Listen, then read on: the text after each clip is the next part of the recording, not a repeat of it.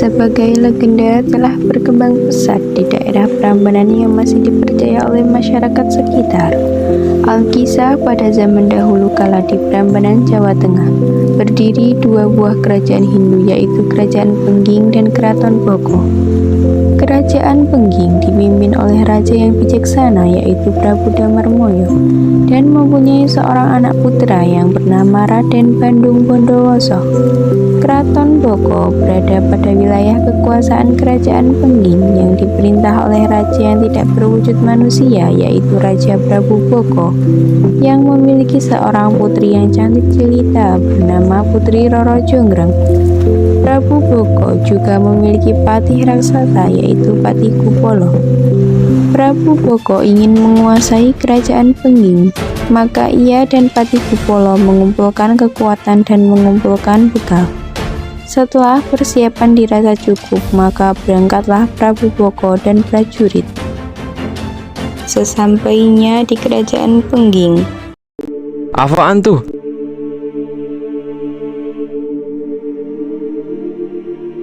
Siapa kalian dan mengapa kalian terus di sini?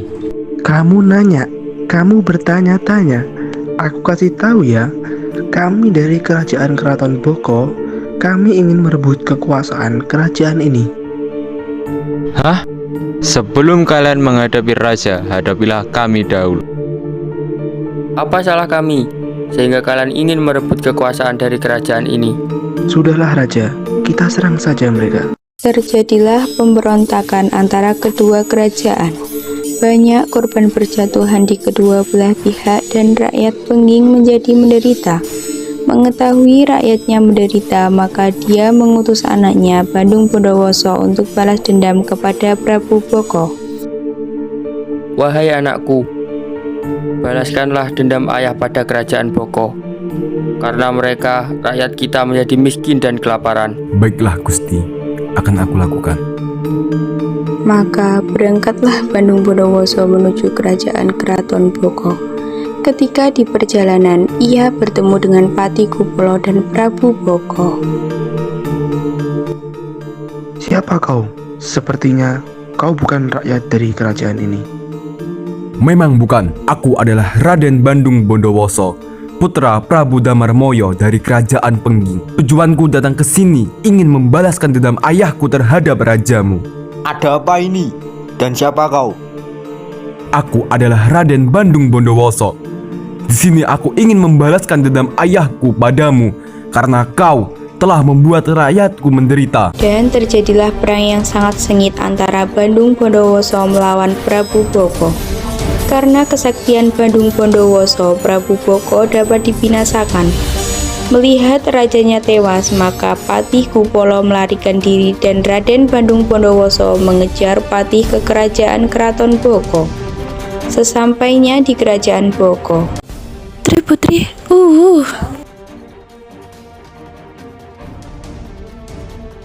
Ada apa? Apa yang terjadi? Ya, Putri telah tewas dibunuh oleh Bandung Bondowoso. Patih, apakah benar ayahanda telah tiada? Benar putri, Baginda Raja telah tiada. Ia dibunuh oleh Bandung Bondowoso. Benarkah? Iya putri, Raja Pengging beserta putranya Bandung Bondowoso dan pasukannya telah menghabisi kerajaan Prambanan yang mulia ini. Lihat saja pembalasanku nanti. Aku tidak terima dengan semua ini. di tengah-tengah percakapan antara Roro Jonggrang dan Dayang, tiba-tiba masuklah seorang pemuda bernama Bandung Bondowoso di Keraton Boko. Ketika sampai di Keraton Boko, maka terkejutlah ia melihat putri yang cantik jelita. Wahai putri yang cantik, siapakah namamu? Aku adalah Putri Roro Jonggrang. Siapa kau? Aku adalah Raden Bandung Bondowoso, putra Prabu Damarmoyo. Putri, bukankah dia orang yang telah membunuh ayahmu? Benarkah kau sungguh kejam? Sekarang kerajaan ini telah menjadi milikku. Namun, untuk memerintah kerajaan ini aku butuh permaisuri untuk menemaniku. Kau ternyata sangat cantik. Kau pantas untuk menjadi permaisuriku. Maukah kau menjadi permaisuriku, wahai putri? Tanpa berkata-kata Roro Jonggrang langsung meninggalkan Bondowoso karena kekesalannya terhadap Bondowoso yang telah membunuh ayahnya. Semakin lama Bondowoso tinggal di kerajaan Prambanan, ia semakin terpesona dengan kecantikan Roro Jonggrang. Tapi di sisi lain, Roro Jonggrang masih terpukul akan peperangan yang membuat ayahnya meninggal karena terbunuh. Tuan Putri, apakah Tuan Putri masih bersedih? Tentu saja aku masih bersedih. Aku sangat membenci Bondowoso itu yang telah membunuh ayahku. Tuan Putri mau teh hangat? Mungkin bisa menenangkan Tuan Putri. Boleh juga, Dayang. Setelah itu, aku ingin beristirahat. Baiklah Tuan Putri. Dayang pun pergi ke dapur istana untuk membuatkan teh. Ia mengambil cangkir, lalu ia masukkan 1 sendok teh serbuk daun teh. Ia mengambil air panas lalu ia tuang ke dalam cangkir yang sudah berisi serbuk daun teh. Saat sedang mengaduk teh, Bandung Bondowoso datang menghampiri Roro Jonggrang.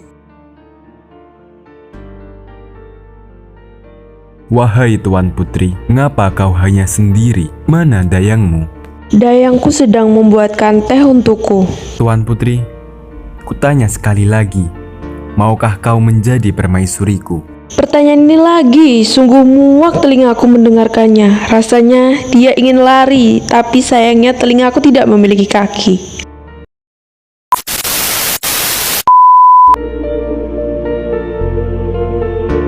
Ada apa Tuan Putri? Dia menanyakan pertanyaan yang sama. Aku sangat muak mendengarnya, apalagi dia bukan tipe aku. Lalu Dayang menarik tangan Roro Jonggrang untuk sedikit menjauh dari tempat Bandung Bondowoso berdiri. Tuan Putri, kalau boleh saya beri saran, sebaiknya Tuan Putri memberi syarat yang mustahil ia penuhi. Jika dia gagal, dia tidak dapat menikahi Tuan Putri. Kira-kira syarat apa yang harus aku berikan? Lebih baik ikuti apa kata Tuan Putri. Setelah dirasa berdiskusi cukup lama, Bandung Bondowoso pun mengakhiri diskusi mereka.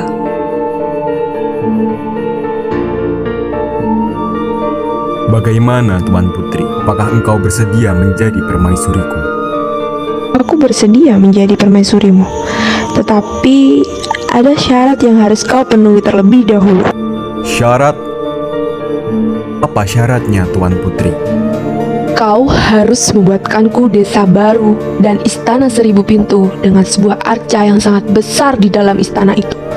Karena rencananya, aku ingin membangun beberapa rumah di desa itu untuk kujadikan kos-kosan.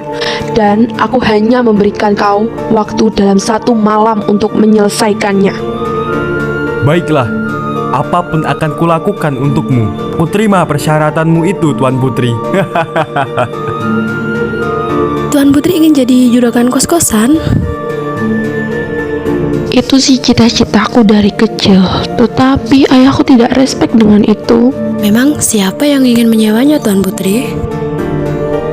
Ada tuh. Hello, excuse me. Is there any Anna around here? Aku nggak bisa bahasa Inggris. Aku juga. Tuan Putri tunggu. Hey. Setelah menyetujui persyaratan yang diberikan oleh Roro Jonggrang, Bandung Bondowoso segera menghampiri ayahnya di ruangnya. Sang ayah memiliki kekuatan magis dan dapat memanggil jin. Bondowoso akan meminta bantuan ayahnya untuk memanggil jin-jin agar membantunya memenuhi persyaratan yang diberikan oleh Roro Jonggrang. Hai Gusti, bolehkah saya meminta bantuan? Bantuan apa anakku? Apakah Gusti bisa memanggilkan beberapa jin untukku? Untuk apa jin-jin itu? Untuk membantuku membangun desa baru, istana dengan 1000 pintu, dengan 1 buah arca besar di tengah istana tersebut. Hanya dengan 1 malam, aku harus memenuhi persyaratan itu untuk dapat menikahi Roro Jonggrang. Baiklah, akan kupanggilkan untukmu anakku. Raja Pengging pun melakukan beberapa ritual dan mengucapkan beberapa patah kata untuk memanggil jin-jin. Ada apa kau memanggilku?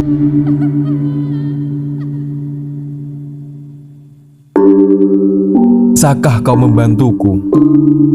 Ah, kau ini menggangguku saja. Aku ingin tidur rebahan santai. Aku serius dengan permintaanku, Jin, untuk membantuku membangun desa baru. Istana dengan 1000 pintu, dengan satu buah arca besar di tengah istana tersebut. Hanya dengan 1 malam. Wani piro? Aku serius dengan permintaanku, Jin. Baiklah, aku laksanakan. Jin itu pun memanggil beberapa temannya lagi untuk membantunya membangun desa baru, istana dengan 1000 pintu dan 1 patung di tengah istana itu. Jin-jin itu melakukan pekerjaan dengan cepat. Hingga tengah malam sudah setengah jumlah istana yang sudah selesai. Dayang yang mengetahui bahwa Bandung Bondowoso akan segera menyelesaikan persyaratan itu, hampir selesai, segera melapor kepada Roro Jonggrang. Tuan Putri, sedikit lagi Bandung Bondowoso akan menyelesaikan persyaratan dari Tuan Putri. Apa? Aku harus mencegahnya agar dia tidak berhasil menyelesaikan ini semua. Tenang Tuan Putri, ikan gojek pasti ada jalannya. Aku memerintahkan engkau untuk membangunkan dayang-dayang yang lain sebelum fajar dan suruh mereka membakar jerami dan menumbuk padi di lesung serta taburkan bunga-bunga yang harum baunya. Baik Tuan Putri. Dayang pun membangunkan dayang-dayang yang lain dan menyuruh mereka membakar jerami dan menumbuk padi di lesung serta menaburkan bunga-bunga yang harum baunya seperti diperintahkan Roro Jonggrang.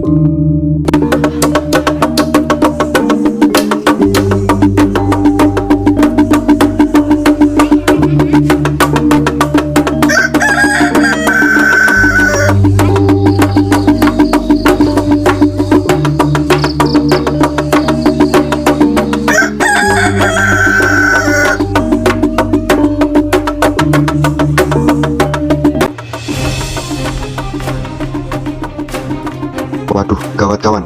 Sepertinya matahari sudah mau terbit. Para gadis-gadis juga sudah mulai menumbuk padi di lesung. Mari kita pergi. Benar, apalagi ayam sudah berkokok. Ayo semuanya, pulang. Marilah pulang, marilah pulang bersama-sama. Para jin pun pergi meninggalkan pekerjaan mereka. Istana juga tinggal sedikit lagi.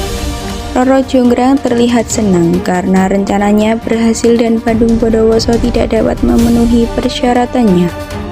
Di lain pihak, Bandung Bondowoso sangat kecewa karena tidak dapat menjadikan Roro Jonggrang sebagai permaisurinya. Tetapi Bondowoso tambah kecewa dan marah setelah mengetahui rencana Roro Jonggrang yang sengaja menggagalkan usahanya. Bagaimana? Apakah kau sudah memenuhi syarat yang telah aku berikan? Wahai Roro Jonggrang, mengapa kau sangat licik? Kau telah menggagalkan usahaku untuk mewujudkan permintaanmu itu, yang hanya kurang 1 arca itu lagi. Karena kelicikanmu dan dayang-dayangmu itu, diriku sangat rungkat. Pak, rungkat.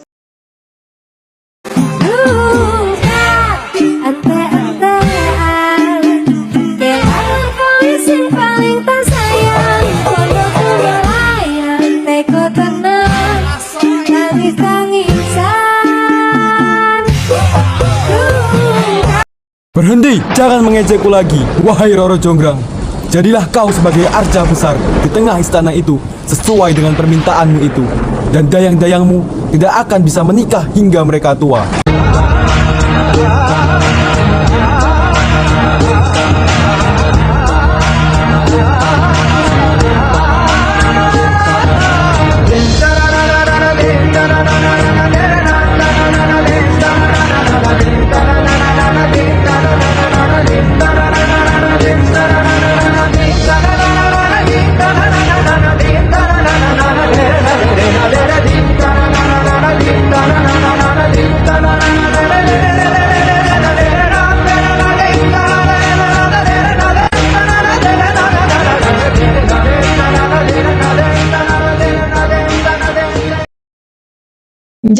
Jangan, aku belum menjadi juragan kos-kosan. Ora urus. Tuan Putri. Akhirnya Roro Jonggrang pun menjadi arca atas akibat janji yang diucapkan dan kelicikan yang dilakukan Roro Jonggrang.